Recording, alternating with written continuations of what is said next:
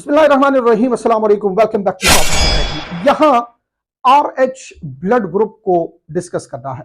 अच्छा, इसमें चूंकि ये डिफरेंट एंगल से आप जब इसको पढ़ते हैं, बुक में कुछ चीजें होती है वो जब आप डिस्कस करते हैं तो इस टॉपिक को आपने एक और टॉपिक से लिंक करना है, that is ABO blood group. आज के इस वीडियो लेक्चर में हम RH को डिस्कस करेंगे, सिर्फ इसका जीन कौन सा है, इसका एंटीजन एंटीबॉडी सिस्टम और ब्लड ट्रांसफ्यूजन, और फिर हम इसको ABO ब्लड ग्रुप से थोड़ा सा लिंक करेंगे। याद रखें, यहां जो चीजें डिस्कस होगी इसके बाद कुछ चीजें इसकी इनकम्पैटिबिलिटी और नेगेटिव और पॉजिटिव जो फीटस और मदर का ब्लड ग्रुप एटसेट्रा, वो हम एक और लेक्चर में डिस्कस करेंगे। यहां हमारी डिस्कशन सिर्फ एंटीजन और एंटीबॉडी के ऊपर होगी। तो जो इधर रखिएगा, RH ब्लड ग्रुप में हमारे पास जो सबसे इंपॉर्टेंट कंसेप्ट आपने सीखना है, जिस तरह हर एक ABO ब्लड ग्रुप में I जीन है फिर H जीन है, तो इस तरह RH के लिए अपना एक जीन है जिसको कहा जाता है D जीन। अच्छा, D जीन जो हमारे पास है, इसकी लोकेशन क्या होगी? इसकी लोकेशन हमारे पास है क्रोमोसोम नंबर 19। इससे पहले के लेक्चर में हमने ABO को डिस्कस किया था, वहां भी क्रोमोसोम नंबर 19 का जिक्र आया था, वो H जीन के लिए आया था। और I जीन के लिए हमारे पास क्रोमोसोम नंबर 9 है। अगर आपने इससे पहले का लेक्चर ABO ब्लड ग्रुप वाला लेक्चर नहीं देखा तो इसकी समझ आपको आसानी से नहीं आएगी, तो कोशिश करें पहले वो लेक्चर देखें। अगर आप इसको आसानी से फाइंड नहीं कर पा रहे, एक तो प्लेलिस्ट में आपको ये मिल जाएगा, यहीं पे इनहेरिटेंस के प्लेलिस्ट में, और सीक्वेंस से बाकी जो चैप्टर्स हैं और उसके टॉपिक्स हैं वो सीक्वेंस से आपको वेबसाइट के ऊपर alicoachingacademy.com हमारे पास जो वेबसाइट है उसमें एक सीक्वेंस से आपको सारा कोर्स मिल जाएगा। तो विजिट करें और वहां से आप सारे लेक्चर जो हैं वो 1 बाय 1 देख सकते हैं। अब तवज्जो इधर रखिए आप, D जीन, इसकी लोकेशन ये क्या है? क्रोमोसोम नंबर 19 है। अब इंपॉर्टेंट चीज, D जीन याद रखें 3 तरह के जीनोटाइप्स में हो सकता है। कौन से इसके जीनोटाइप से बच्चे?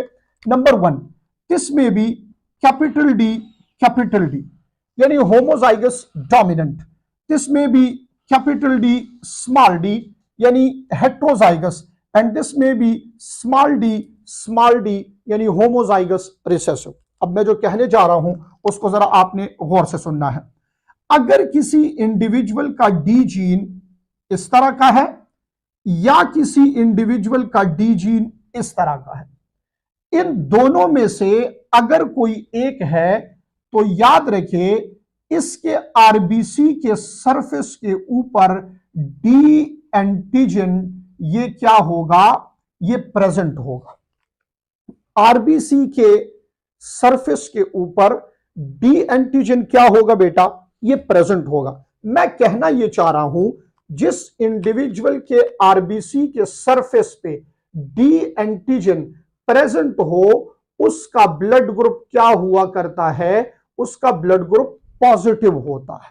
ठीक है, जिसके RBC के सरफेस पे D एंटीजन होगा उसका ब्लड ग्रुप हम क्या कहेंगे? ये RH पॉजिटिव है। अब दूसरी बात सीखें, बिल्कुल गौर से देखें, अगर किसी इंडिविजुअल का D जीन रिसेसिव फॉर्म में है, स्मॉल d, तो यहां याद रखिए इसके RBC के सरफेस पे नो एंटीजन। कौन सा एंटीजन? D लिख ले ताकि क्लियर हो बात आपको।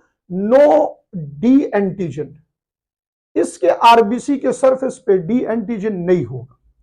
अब जब RBC के सरफेस पे D एंटीजन नहीं होगा, एब्सेंट होगा, तो इसको क्या कहेंगे? इस इंडिविजुअल का ब्लड ग्रुप हमारे पास क्या होगा? ये नेगेटिव होगा। क्लियर हो गया ये कंसेप्ट आपका कि पॉजिटिव और नेगेटिव क्या होता है? बस सिंपल इज दैट। जिसके RBC के सरफेस पे D एंटीजन होगा वो ब्लड ग्रुप पॉजिटिव कहलाएगा। जिसके RBC के सरफेस पे D एंटीजन नहीं होगा उसको ब्लड ग्रुप नेगेटिव कहेंगे।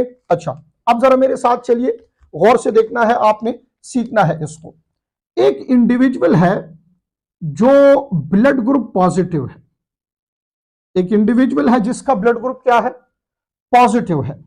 ये पॉजिटिव वाला याद रखिए, it can not generate anti-D antibody, जिसका ब्लड ग्रुप RH पॉजिटिव होगा, उसकी बॉडी डी एंटीजन के खिलाफ एंटीबॉडी नहीं बनाती। पॉइंट नंबर 2, जिसका ब्लड ग्रुप नेगेटिव होगा, याद रखिए नेगेटिव वाला क्या करता है, it generate anti D antibody. बस ये दो बातें आपके लिए सीखना यहां इंतहाई लाजमी है। मैं थोड़ी सी एक प्रैक्टिस के लिए कुछ चीजें आपको बता दूं, आगे हमारी एक वीडियो इसके ऊपर आ रही है, वो आपने फिर देखनी है, जिसमें तकरीबन 20 तक के एमसीक्यूज मैं एवीओ ब्लड ग्रुप और RH फैक्टर दोनों से मैं एमसीक्यूज को डिस्कस करूंगा, ठीक है, वो फिर आपको मिल जाएगी चीज। इधर देखिए आप गौर से, अगर एक इंडिविजुअल आई जीन के लिए IA है और यही इंडिविजुअल H जीन के लिए कैपिटल H स्मॉल h है और यही इंडिविजुअल D जीन के लिए कैपिटल D स्मॉल d है, तो देखिए आप शाबाश, इस I की वजह से, इसके इंटरेक्शन से, वो पिछली वीडियो में मैंने बताया था ना, इससे H सब्सटेंस बनेगा और इस I की वजह से वो H सब्सटेंस कन्वर्ट हो जाएगा A एंटीजन में। तो ये देखिए आप कि यहां हमारे पास जो I है ये H सब्सटेंस को A एंटीजन में कन्वर्ट कर देगा, तो यहां आपके पास बन जाएगा A एंटीजन। क्या बनेगा भाई? A antigen. और ये कैपिटल D स्मॉल d, इससे आपके पास बनेगा D एंटीजन। अब एक बंदा है जिसके आरबीसी का सरफेस अगर आप देखें और इसके आरबीसी के सरफेस पे ये A एंटीजन भी है और D एंटीजन भी है, तो ये A ब्लड ग्रुप A होगा और इस D की वजह से ये क्या होगा? पॉजिटिव। तो हम कहेंगे इस इंडिविजुअल का ब्लड ग्रुप क्या है? A positive. समझ आ रही है ना बात? अगर मैं इस I को IB कर दूं, इसको ऐसे ही रहने दूं इसको, तो ये क्या हो जाएगा? B positive. अगर मैं इसको IB कर दूं और ये इस तरह हो तो ये होगा AB पॉजिटिव। अगर मैं इसको रिसेसिव I कर दूं, ये इस तरह हो तो ये होगा O पॉजिटिव। इस तरीके से आपने देखना है कि इसका I जीन, H जीन और D जीन कैसा है। तो I और H के कॉम्बिनेशन से आप AB एंटीजन को फाइंड करेंगे और D की कॉम्बिनेशन से आप क्या करेंगे? D एंटीजन को फाइंड करेंगे। अगर A पड़ा है और D भी पड़ा है तो A पॉजिटिव, A है और D एंटीजन नहीं है तो A नेगेटिव, और A भी है और D प्रेजेंट है तो A भी पॉजिटिव, A भी है और D प्रेजेंट नहीं है तो ये क्या होगा? A भी नेगेटिव। क्लियर हो गया कंसेप्ट? अच्छा, अब इससे पहले हमने ट्रांसफ्यूजन का जिक्र किया था और ब्लड ट्रांसफ्यूजन हमने डिस्कस किया था ABO सिस्टम का। अब RH का ट्रांसफ्यूजन देखते हैं, transfusion principle of RH blood group. तो वही पुरानी बात जो मैंने बताई थी आपको कि डोनर के एंटीजन पे डिपेंड करता है और रिसिपिएंट के एंटीबॉडी पे डिपेंड करता है, ठीक है? डोनर के एंटीजन पे और रिसिपिएंट के एंटीबॉडी पे डिपेंड करता है। तो ये देखिए जरा आप गौर से, अगर मैं इधर ऐसे लिखूं कि एक बंदे का ब्लड ग्रुप पॉजिटिव है तो इसका मतलब है इसके सरफेस पे D एंटीजन है। अगर एक बंदे का ब्लड ग्रुप नेगेटिव है तो इसका मतलब है इसके सरफेस पे D एंटीजन नहीं है। क्लियर हो गई बात? फिर अगर कोई बंदा पॉजिटिव ब्लड ग्रुप वाला है तो याद रखिए इसकी बॉडी कोई एंटीबॉडी नहीं बनाती D एंटीजन के खिलाफ, और अगर किसी का ब्लड ग्रुप नेगेटिव है तो इसकी बॉडी बनाती है एंटी D एंटीबॉडी। अब देखिए शाबाश, कौन यहां किसको ब्लड दे सकता है और कौन किससे ब्लड ले सकता है। तवज्जो रखिए, क्या ये पॉजिटिव इस पॉजिटिव को डोनेट कर सकता है? यस कर सकता है, क्योंकि इधर एंटीजन तो है बट इधर ये पॉजिटिव वाला एंटीबॉडी नहीं बनाता, इसलिए एब्सेंस ऑफ एंटीबॉडी की वजह से positive can be donated to positive. Clear?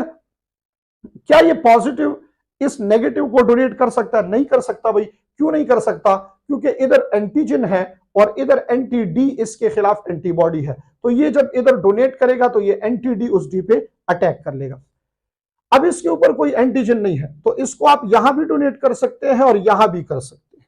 तो याद कर ले इस बात को, यहां ये नेगेटिव ब्लड ग्रुप जो है ये यूनिवर्सल डोनर है हमारे पास, और पॉजिटिव ब्लड ग्रुप जो है ये यूनिवर्सल रिसिपिएंट। थोड़ा सा अगर आप पिछले लेक्चर की तरफ जाएं, मैंने एबीओ के ट्रांसफ्यूजन को डिटेल से डिस्कस किया था। वहां यूनिवर्सल डोनर आया था ओ, और मैंने बताया था O is universal donor because of absence of antigen. O is universal donor because of absence of antigen. यहां negative is universal donor because of absence of D antigen. तो ओ नेगेटिव यूनिवर्सल डोनर हो गया। क्या हो गया? O negative universal donor हो गया। और वहां हमने ए बी को डिस्कस किया था कि A B is universal recipient. क्यों? Because of no antibody. यहां पे positive is universal recipient because of no antibody, तो इसका मतलब है A B positive is universal recipient. तो O negative is universal donor and A B positive is universal recipient. ये हमारे पास ट्रांसफ्यूजन प्रिंसिपल है। आज के लेक्चर में हमने आर एच के एंटीजन एंटीबॉडी को सिर्फ देखा है। आगे इसका जो नेक्स्ट लेक्चर हमारा आ रहा है वो एमसीक्यूज के ऊपर होगा। पहले एमसीक्यूज का टेस्ट होगा और 20 एमसीक्यूज तकरीबन हम एबीओ ब्लड ग्रुप और आरएच से डिस्कस करेंगे, जिसमें मुख्तलिफ क्रॉसेस हम परफॉर्म करेंगे। और उन क्रॉसेस को जब प्रैक्टिस से आप सीखेंगे तो आपका ABO blood group, RH blood group, इनमें से जितने भी एमसीक्यूज आते हैं वो आप इजीली कवर कर लेंगे। मिलेंगे एक और लेक्चर के साथ, एक नए कंसेप्ट के साथ। अपना बहुत सारा ख्याल रखिए। Thank you so much. Allah Hafiz.